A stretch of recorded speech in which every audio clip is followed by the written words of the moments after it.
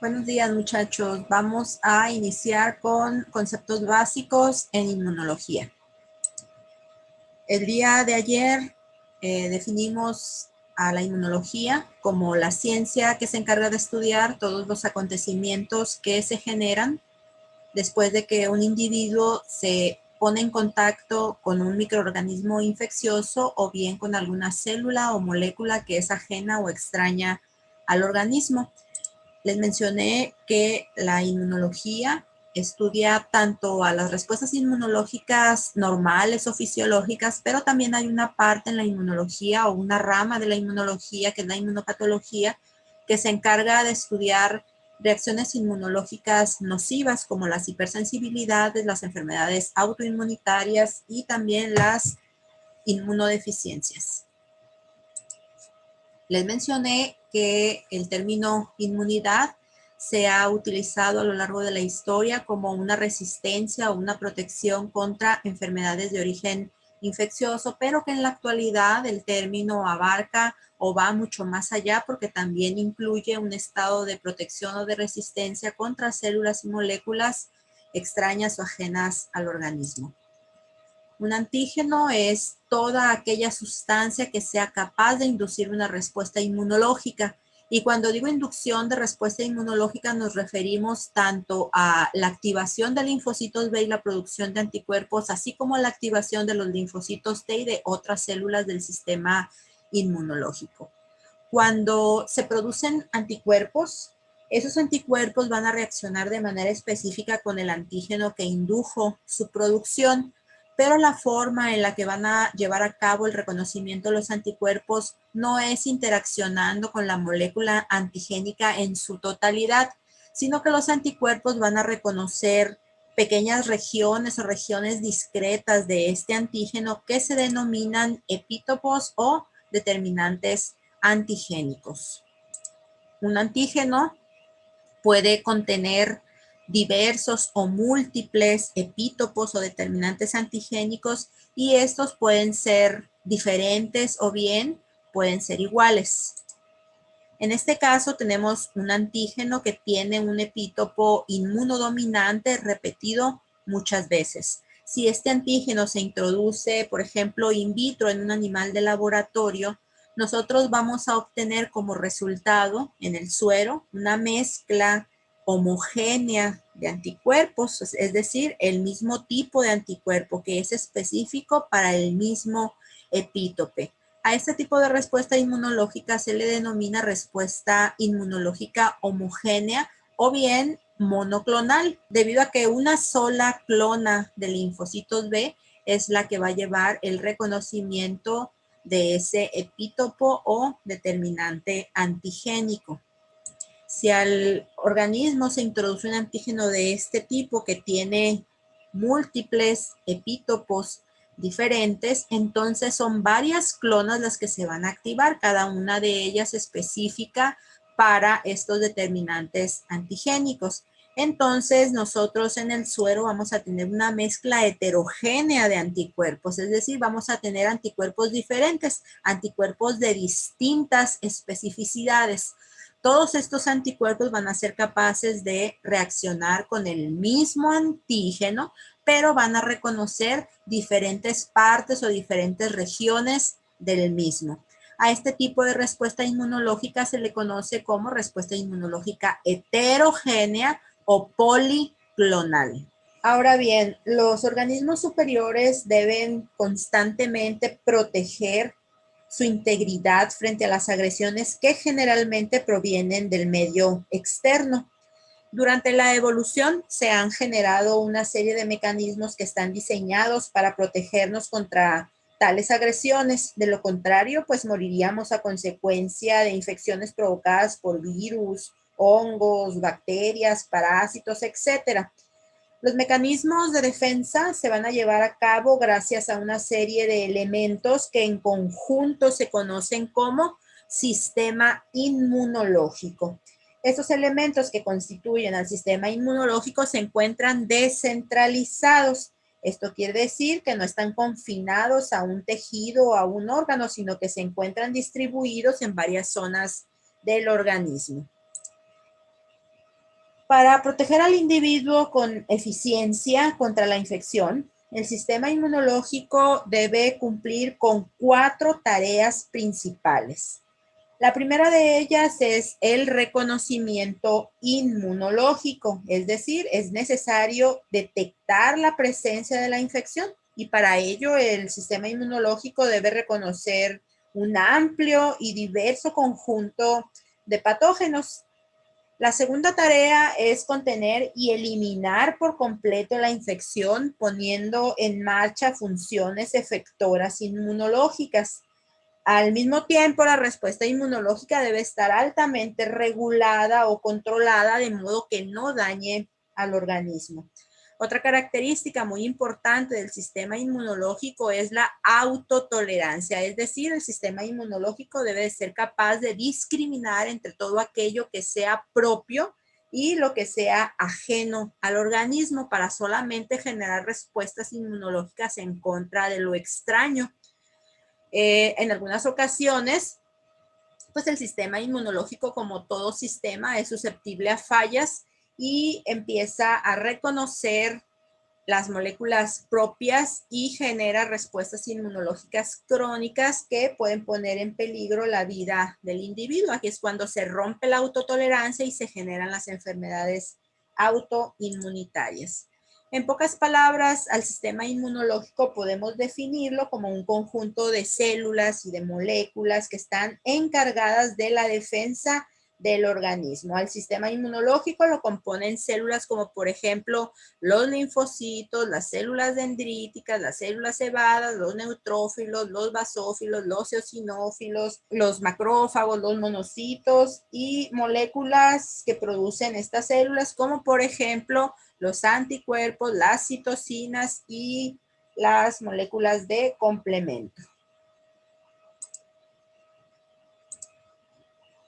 Las células del sistema inmunológico, al igual que el resto de las células sanguíneas, se generan a partir de una célula troncal hematopoyética. Esta célula troncal se puede diferenciar en un progenitor mieloide o bien en un progenitor linfoide.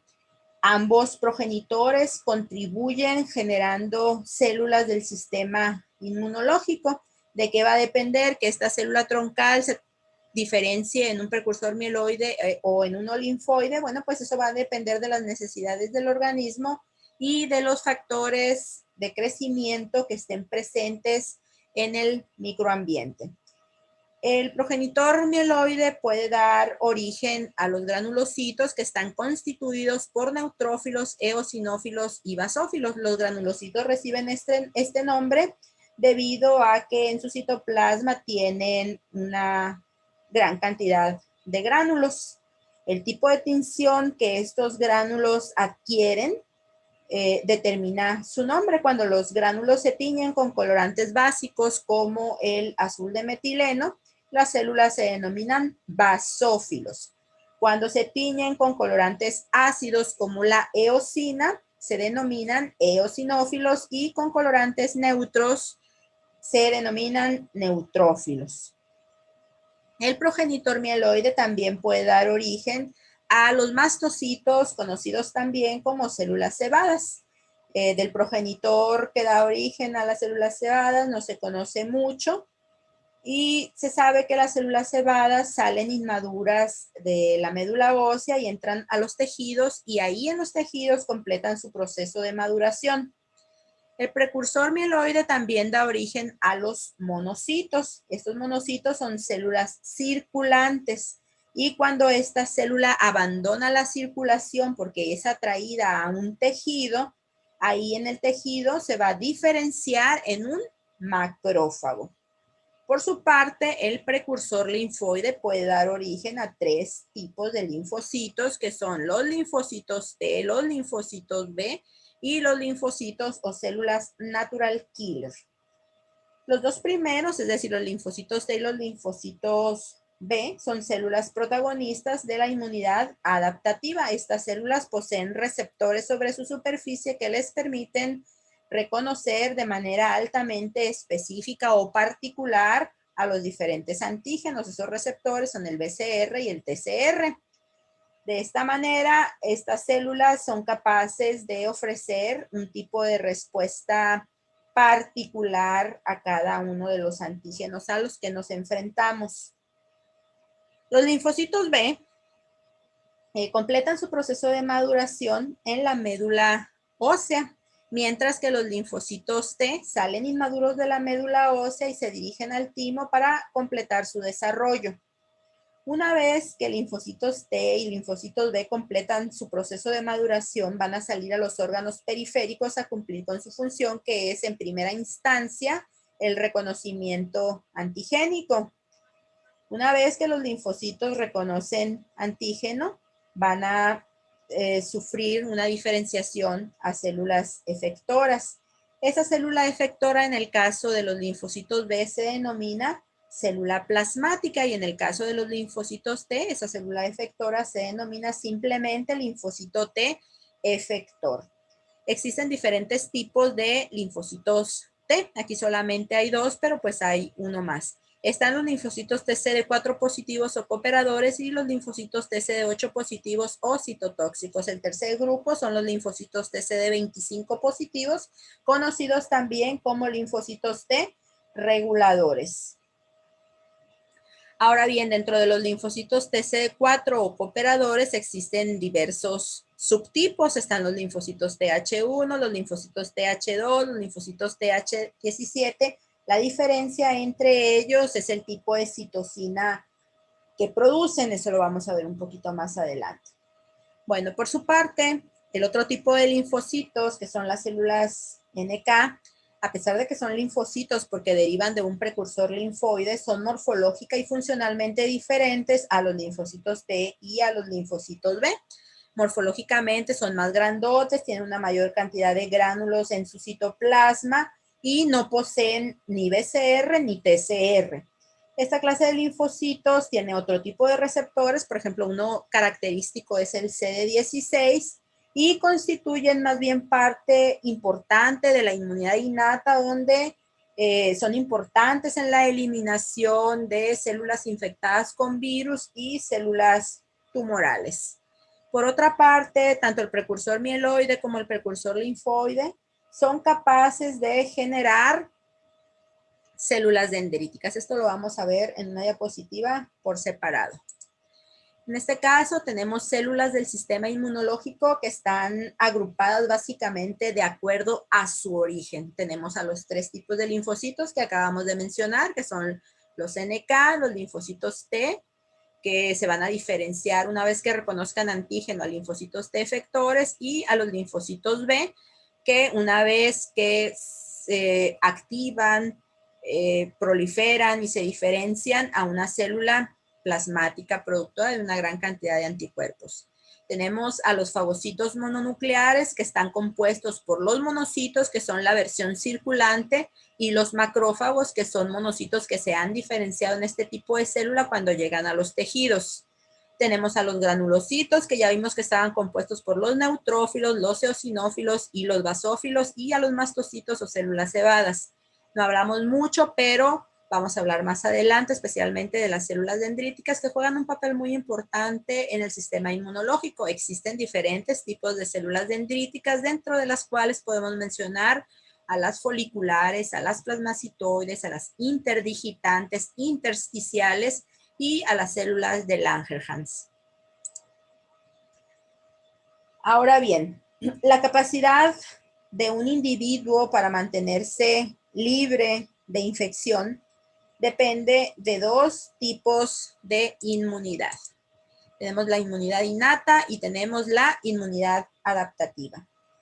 Hay un tipo de resistencia que es natural y que está lista para actuar desde antes del contacto antigénico. Es el caso de la inmunidad innata, conocida también como inmunidad natural.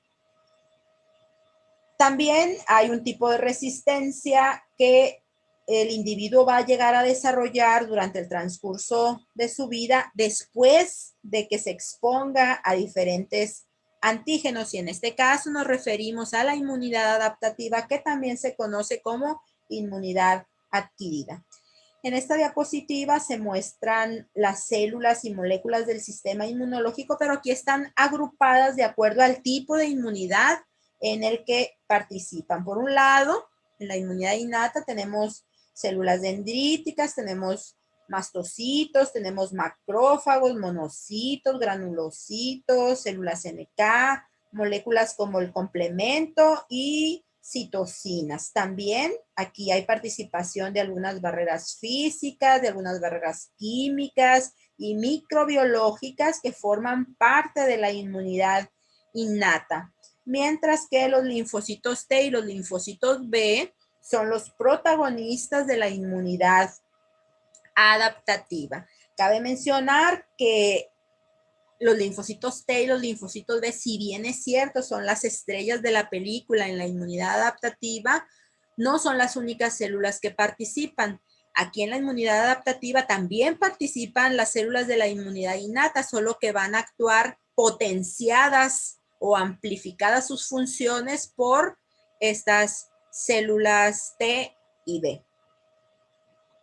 Ahora bien, las células de la inmunidad innata están listas para actuar y en número suficiente desde antes de la exposición antigénica, por lo que tras el contacto con el antígeno, este tipo de inmunidad va a responder de inmediato, cuestión de minutos o pocas horas después de la entrada del antígeno. Este tipo de inmunidad, la inmunidad innata, es la que controla a la mayor parte de los antígenos a los que nos exponemos. Por el contrario, los linfocitos T y los linfocitos B no están listos para actuar ni tampoco están en número suficiente antes del contacto antigénico. Tiene que haber o tiene que existir una exposición antigénica para que los linfocitos que se encuentran en estado de reposo se activen, luego proliferen y posteriormente se diferencien a células efectoras. Es por ello que este tipo de inmunidad se desarrolla más lentamente. Para, por ejemplo, detectar la producción de anticuerpos en sangre se requieren aproximadamente 7 días. Es importante resaltar que la inmunidad adaptativa va a entrar en acción solamente después de que la inmunidad innata sea superada por el antígeno. Y es la misma inmunidad innata la que va a estimular a la inmunidad adaptativa. En otras palabras, sin una inmunidad innata previa, no hay inmunidad adaptativa. La inmunidad adaptativa cuenta con algunas ventajas sobre la inmunidad innata. Por ejemplo, los linfocitos son las únicas células del organismo capaces de recordar, entre comillas, un encuentro previo con un antígeno y de esta manera responder más vigorosamente en encuentros posteriores con el mismo antígeno. A esto se le denomina memoria inmunológica. Además, los linfocitos ofrecen un tipo de respuesta particular. ¿Por qué? Porque hay una clona con un receptor específico para cada antígeno e incluso para cada epítope de un antígeno. Pese a estas ventajas de la inmunidad adaptativa sobre la inmunidad innata, esta última es sumamente importante en la defensa, ya que si alguno de sus componentes está alterado o está defectuoso, el individuo se va a tornar altamente susceptible a las enfermedades infecciosas. Entonces, resumiendo, podemos decir que la inmunidad innata cumple con dos funciones sumamente importantes. Una es que es la que controla y elimina a la mayor parte de los antígenos a los que nos exponemos. Y número dos, es la encargada de estimular a la inmunidad adaptativa cuando ella se ve sobrepasada por el antígeno. Y además, la inmunidad innata influye en la naturaleza de la inmunidad adaptativa para que cobre una eficiencia máxima en la eliminación antigénica. La inmunidad innata consta de dos líneas de defensa. A la primera línea de defensa se le denominan mecanismos innatos externos y la segunda línea de defensa está constituida por los mecanismos innatos internos. En el caso de la inmunidad adaptativa, esta constituye la tercera línea de defensa y ya sabemos que la inmunidad adaptativa está mediada por linfocitos T y por linfocitos B. Si es un linfocito B el que está participando predominantemente en la defensa, hablamos de inmunidad humoral, mientras que si es un linfocito T, hablamos de inmunidad celular. La inmunidad humoral es el principal mecanismo de defensa contra microorganismos que son de tipo extracelular, mientras que la inmunidad celular es el principal mecanismo de defensa con el que contamos en el caso de que estemos infectados con microorganismos de tipo intracelular. ¿Cuáles son las funciones de la inmunidad adaptativa? Bueno, yo les decía hace un momento que si bien es cierto, las células más importantes que median este tipo de inmunidad son linfocitos T y B, no son las únicas células que participan.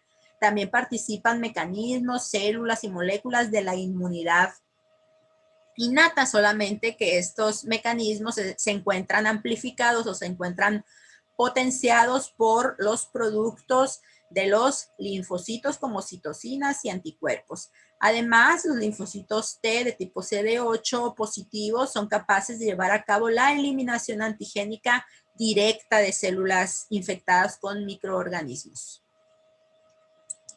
El reconocimiento antigénico se lleva a cabo gracias a receptores que se encuentran sobre la superficie de las células del sistema inmunológico. En el caso de la inmunidad innata, sabemos que las células de este tipo de inmunidad poseen múltiples receptores diferentes sobre su superficie que les permiten reconocer muchas moléculas antigénicas distintas. Los linfocitos, por su parte, poseen receptores idénticos entre sí sobre su superficie, así que reconocen a un solo antígeno específico o a un solo epítopo de un antígeno. La distribución de receptores en la inmunidad innata se dice que es no clonal, porque todas las células de una misma estirpe, por ejemplo, todos los macrófagos, van a ser idénticos en cuanto a los receptores que poseen sobre su superficie, a diferencia de lo que sucede en la inmunidad adaptativa y los linfocitos, donde estos se agrupan en clonas. Podemos definir a una clona de linfocitos como un conjunto de células que comparten entre sí el mismo receptor. Todo ese conjunto de células son específicas para el mismo antígeno y el receptor de esta clona va a ser diferente al receptor de otras clonas. Por eso se dice que aquí en la inmunidad adaptativa la distribución de los receptores es clonal, es por clonas. Ahora, en cuanto a la diversidad de receptores o a la cantidad de receptores que existen en la inmunidad adaptativa, bueno, pues esta diversidad es muy amplia, va desde 10 a la 9 hasta 10 a la 11 receptores diferentes, lo que significa que hay esa misma cantidad de clonas y que se pueden reconocer 10 a la 9 a 10 a la 11 epítopos diferentes. Prácticamente nada se le escapa a la inmunidad adaptativa porque es capaz de reconocer una gran cantidad de antígenos diferentes. En cambio, en la inmunidad innata, la diversidad de receptores es mucho más limitada. 10 a la 3, lo cual se traduce en que las células de la inmunidad innata serán capaces de reconocer únicamente 10 a la 3 estructuras antigénicas diferentes. Ahora, vamos nuevamente con el reconocimiento antigénico. En la inmunidad innata tenemos que todas las células de una misma estirpe poseen sobre su superficie receptores que son idénticos en ellas. Tenemos patógenos diferentes y podemos observar que las células de la inmunidad innata no son capaces de distinguir o de discriminar entre patógenos diferentes. Aquí cualquier célula, por ejemplo, cualquier macrófago ante la entrada de cualquiera de estos antígenos va a poder responder. No hay una respuesta particular a cada antígeno, sino que todas las células son capaces de reconocer a estos antígenos diferentes o a estos patógenos diferentes. En cambio, en la inmunidad adaptativa, lo que sucede es que de esos patógenos diferentes se van a reconocer estructuras únicas o detalles estructurales que tienen estos patógenos diferentes, de tal manera que diferentes clonas van a reconocer diferentes patógenos. Aquí sí se ofrece una respuesta particular a cada uno de estos patógenos diferentes. A esas estructuras comunes en diferentes microorganismos que son reconocidas por los receptores de las células de la inmunidad innata, se les conoce como patrones moleculares asociados a patógenos. Un patrón es algo que se repite, así como esta estructura. Entonces, a manera de resumen, podemos decir que los patrones moleculares asociados a patógenos son las estructuras del antígeno que son el blanco del reconocimiento por los receptores de la inmunidad innata. Estas son estructuras compartidas por una clase de microorganismos, es decir, estas estructuras no son exclusivas de un patógeno, sino que un conjunto de patógenos que pertenezcan a la misma clase lo van a compartir. La cantidad de PAMs es limitada, ¿sí? 10 a la 3, es por eso que solamente hay 10 a la 3 receptores que reconozcan antígeno en la inmunidad innata. Ahora bien, los PAMs son estructuras que son esenciales para la supervivencia de los microorganismos. Uno pudiera pensar que si una estructura está siendo reconocida por el sistema inmunológico, el microorganismo debería de dejar de expresarla como un mecanismo de evasión de la respuesta inmunológica. Sin embargo, el sistema inmunológico pues también ha evolucionado y se dedica a reconocer sobre los microorganismos estructuras que no pueda el microorganismo dejar de expresar porque son cruciales para que el microorganismo sobreviva. Ejemplos de PAMs son el LPS o lipopolisacárido que se encuentra sobre la superficie de las bacterias gram negativas, también los ácidos lipoteicoicos que se encuentran sobre la superficie de todas las bacterias gram positivas, las mananas que se encuentran en la pared de las levaduras, el N-formilmetionina que se encuentra como primer aminoácido en las proteínas de procariotes, la lipofosfoglicana, la liporabinomanana que se encuentra en micobacterias, el RNA bicatenario, entre otros muchos, ¿no? Hay 10 a la 3 patrones moleculares asociados a patógenos. Los receptores que reconocen patrones moleculares asociados a patógenos o PAMs se denominan receptores de reconocimiento de patrones o PRRs. Entre los PRRs más famosos se encuentran los receptores tipo TOL o TLRs, pero no son los únicos. Hay otros, por ejemplo, están los receptores de manosa, los receptores para la N-formilmetionina y los receptores basureros o carroñeros que se encuentran sobre la superficie de algunos fagocitos. En esta imagen podemos observar que todos estos PRR son receptores que se encuentran anclados a la membrana de las células, pero también podemos encontrar PRRs al interior de las células sobre la membrana, por ejemplo, de los endosomas. Aquí tenemos un TLR. Y también podemos encontrar PRRs que se encuentran como sensores citosólicos, como esos que están aquí. Entonces, en resumen, podemos decir que los receptores que reconocen PAMs se pueden encontrar asociados a membranas plasmáticas o a membranas intracelulares, como es el caso de las membranas endosomales. Podemos encontrarlos en el citosol de la célula, pero también hay PRRs que son solubles, es decir, que no se encuentran asociados a las células, como por ejemplo las pentraxinas, las colectinas y las ficolinas. Todo esto lo van a ver a mayor detalle cuando vean a profundidad la inmunidad innata. Resumen de los PRRs, bueno, pues ya sabemos que su distribución es no clonal. Las células de la inmunidad innata no se agrupan en clonas, sino que todas las células de una misma estirpe tienen exactamente los mismos receptores. Estos PRR se pueden encontrar asociados a las células, ya sea en la membrana plasmática o en membranas intracelulares, o bien pueden ser solubles. La diversidad de los PRRs quedamos que era limitada, 10 a la 3, y algo importante mencionar de los PRRs es que estos son específicos solamente para estructuras que están presentes sobre los microorganismos patógenos. Esto quiere decir que cuando hay una respuesta de autoinmunidad, los PRRs o las células de la inmunidad innata no van a estar involucrados. Siempre van a estar involucrados los linfocitos T y los linfocitos B y sus receptores.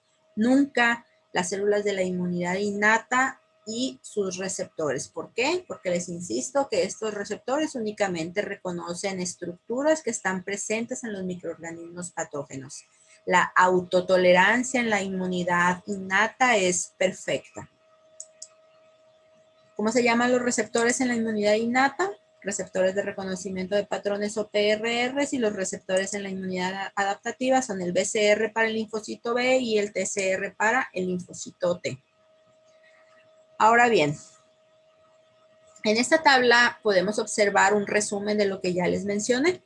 Aquí vemos a las células de la inmunidad innata que poseen sobre su superficie receptores idénticos, los cuales van a reconocer estructuras compartidas entre diferentes microorganismos, y entonces estas células no son capaces de distinguir entre diferentes microorganismos. En cambio, en la inmunidad adaptativa, los linfocitos reconocen estructuras únicas que están presentes en diferentes microorganismos y hay una respuesta particular, una clona, un epítopo. También sabemos que la diversidad de los receptores en la inmunidad innata es limitada, de 10 a la 3, mientras que en la inmunidad adaptativa esta diversidad es bastante amplia. Esa extensa diversidad en la inmunidad adaptativa se debe a que los receptores de los linfocitos se van a generar por recombinación de segmentos génicos y esa recombinación se lleva a cabo completamente al azar. Es por ello que pueden generarse linfocitos autorreactivos que pudieran escapar de los mecanismos de eliminación. La autotolerancia es imperfecta en la inmunidad adaptativa, como ya les había mencionado. En la inmunidad innata, los receptores están codificados en línea germinal, es decir, así como se heredan los genes, así se expresan sin ningún tipo de recombinación. Por ello, la autotolerancia en la inmunidad innata es perfecta y también por ello la diversidad es más limitada. En esta imagen observamos que el tejido hepático está siendo víctima de una agresión por un virus. También observamos que en la zona de infección se encuentran concentradas una serie de moléculas y una serie de células que están intentando eliminar a este virus. Algunas de estas células son residentes normales del tejido, mientras que otras células y moléculas llegan de los vasos sanguíneos cercanos y salen de ellos llegando a la zona de infección para intentar ayudar a la eliminación antigénica.